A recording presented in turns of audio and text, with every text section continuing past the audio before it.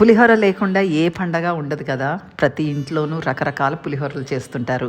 మేము వైబ్రెంట్ లివింగ్లో ఈ వినాయక చవితికి 2 రకాల పులిహోరలు చేసి చూపిస్తున్నాము. ఒకటి చింతపండు ఆవ పులిహోర. చాలామంది ఇళ్ళల్లో చేస్తారు, కొంచెం వేరేగా చేస్తూ ఉండొచ్చు. చూడండి, మీకు ఈ వర్షన్ నచ్చుతుందేమో. ఎస్పెషలీ మనం బ్రౌన్ రైస్తో చేస్తున్నాము, ఒకసారి రెడ్ రైస్తో కూడా చేస్తూ ఉంటాము. నువ్వుల నూనె, కోల్డ్ ప్రెస్ నువ్వుల నూనె, అన్నీ మంచి మంచి ఇంగ్రీడియంట్స్ తోటి అనమాట. అసలు అమ్మ చిన్నప్పుడు పులిహోర ఎప్పుడు చిన్న క్వాంటిటీస్ చేసేదే కాదు, పెద్ద పెద్ద క్వాంటిటీస్ చేసేవాళ్ళు, పెద్ద పెద్ద గిన్నెల్లో. అది ఇంట్లో వాళ్ళకి కాకుండా ఇంట్లో పనిచేసే వాళ్ళకి, నేబర్స్కి, బ్యాచులర్స్కి కూడా పంచిపెట్టేవాళ్ళు. ఆ జ్ఞాపకాలు చాలా గుర్తొస్తున్నాయి ఇది చేస్తుంటే. అమ్మ పులిహోర పేస్ట్ కూడా చేసి ఇచ్చేది ఇట్లనే. ఇప్పుడు మనం ఏం చేసామంటే చింతపండులోంచి గుజ్జు తీసి దాన్ని అల్లము ఇంకా పచ్చిమిరపకాయలు వేసి ఉడకపెడుతున్నాము. అలాగ ఉడకపెట్టి ఆ గుజ్జు ఇచ్చేది. మేము ఏ దేశాల్లో ఉంటున్నా కూడా నాకు చెల్లికి అది దాంతో మేము పులిహోర చేసుకునేవాళ్ళం అనమాట, ఇల్లు మిస్ అయినప్పుడల్లా. చాలా సింపుల్ అండి, మీరు చేసుకునేలాగానే. కాకపోతే మనం ఏం చేస్తున్నామంటే బ్రౌన్ రైస్తో చేస్తున్నాము, ఫ్రెష్ ఆవపొడి వేస్తున్నాం అనమాట. That is the key ingredient దీంట్లో. ఇది కూడా మీరు ట్రై చేసి చూడండి. మీకు ఎంత పులిహోర పేస్ట్ కావాలన్నది ఆబ్వియస్లీ మీరు కొంచెం కొంచెం వేసుకొని చూసుకోవచ్చు. ఈ పేస్ట్ కానీ మిగిలితే మీరు ఫ్రిడ్జ్లో పెట్టుకొని 1 నెల 2 నెలలు కూడా వాడుకోవచ్చు హ్యాపీగా. సో ఒకసారి టేస్ట్ చూసేసుకున్న తర్వాత ఫ్రెష్గా గ్రైండ్ చేసిన ఆవపొడి చాలా డిఫరెంట్ ఉంటుంది. మీరు మిక్సీలో వేసేసి నెలలు అది దాచుకుంటే ఎంత ఫ్లేవర్ ఉండదు అనమాట, ఊరికే చేదు ఒకటే ఉంటుంది. ఇదైతే కొంచెం చేదు ఉంటుంది, మంచి ఫ్లేవర్ కూడా వస్తుంది.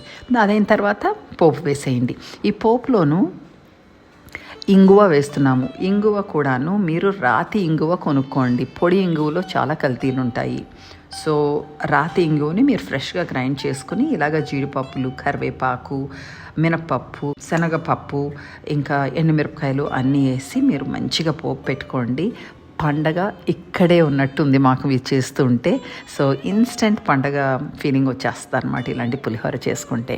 అదే కాకుండా మీరు వైట్ రైస్తో చేసుకునే దాని కాకుండా కొంచెం హోల్ గ్రెయిన్ రైస్తో చేసుకుంటే మీకు లెథార్జీ కూడా ఉండకుండా ఉంటుంది, బ్లడ్ షుగర్స్ పెరగకుండా ఉంటాయి. నేనైతే దీంతో పాటు ఒక సాలడ్ కూడా తినేస్తాను. నెక్స్ట్ వర్షన్ ఏంటంటే మనము ఇక్కడ తెలంగాణ గోంగూర పులిహోర చేస్తున్నాము. నేనైతే ఎప్పుడు చేయలేదు, ఇది ఫస్ట్ టైం అనమాట. చాలా ఎక్సైటెడ్గా ఉంది. మనకి చింతపండు యాక్చువల్లీ వైబ్రెంట్ లివింగ్లో వాడము, నేను ఇంట్లో కూడా వాడను ఎక్కువ. దానివల్ల మ్యాంగో పులిహోర, వాక్కాయ పులిహోర, నిమ్మకాయ పులిహోరలు చేస్తుంటాము. ఇప్పుడు మా రెపర్టోరీలోకి ఇంకా గోంగూర పులిహోర కూడా వస్తుందన్నమాట. ఇది మన గోంగూర పచ్చడి లాగానే కొంచెం నువ్వులు డ్రై రోస్ట్ చేసుకొని అది ఆరుతున్న టైంలో ఒక పోపు వేస్తున్నాను అనమాట. కోల్డ్ ప్రెస్డ్ సెసమీ ఆయిల్లోను మంచిగా పచ్చిమిరపకాయలు, మీకు కావాల్సినంత పచ్చిమిరపకాయలు వేసుకోండి కారం తినగలిగే వాళ్ళు అయితే. దాంట్లో చాప్ చేసిన పుల్ల గోంగూర అనమాట, ఒక 2 కప్పులండి గోంగూర వేస్తున్నాను ఇందులో.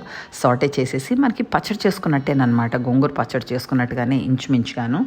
తర్వాత ఈ ఆరిపోయి ఉన్న నువ్వుల్ని ఫ్రెష్గా గ్రైండ్ చేస్తున్నాను. దాంట్లోనే మళ్ళీ గోంగూర కూడా వేసేసి, సో ఈ సాటే చేసిన గోంగూరలో కొంచెం క్యూమిన్ పౌడర్, జీలకర్ర పౌడర్ వేస్తున్నాను. తర్వాత దాన్ని మనకి ఎలాగైతే మనం పచ్చడి చేస్తామో అట్లనే పచ్చడిలాగా అన్నంలో కలిపేస్తాం అనమాట. అప్పుడేమవుతుంది, మనకి గోంగూర అన్నం అవుతుంది, చాలా కమ్మటి వాసన వస్తుంది యాక్చువల్లీ. దీని తర్వాత మనం దీంట్లో కొంచెం పసుపు, ఉప్పు ఇవన్నీ వేసుకుని సరిగ్గా వచ్చింది మనకి టేస్ట్ మనకు కావాల్సినలాగా వచ్చింది. దాని తర్వాత మనం పోపు వేస్తాం అనమాట.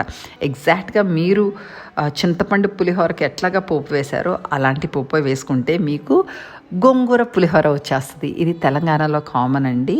ఎలాగుందంటే నాకు నిజం చెప్పాలంటే it's mix of gongura rice and pulihora. చాలా చాలా మజాగా ఉంది. అదే కాకుండా చాలా న్యూట్రిషియస్ అనమాట. గోంగూరలో చాలా ఐరన్ ఉంటుంది, ఇంకా చాలా మంచి మినరల్స్ అన్నీ ఉంటాయి అన్నమాట.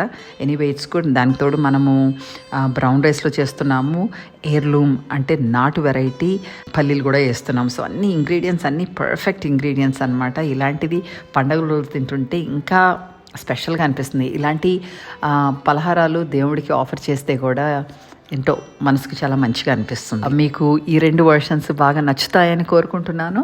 ఈ వినాయక చవితికి మీరు వీటిలోకి మీకు ఇష్టమైన వర్షన్ చేసి మాకు చెప్పండి, మీ ఫ్యామిలీకి, ఫ్రెండ్స్కి ఎలాగ నచ్చిందో. నమస్కారం. See you next time.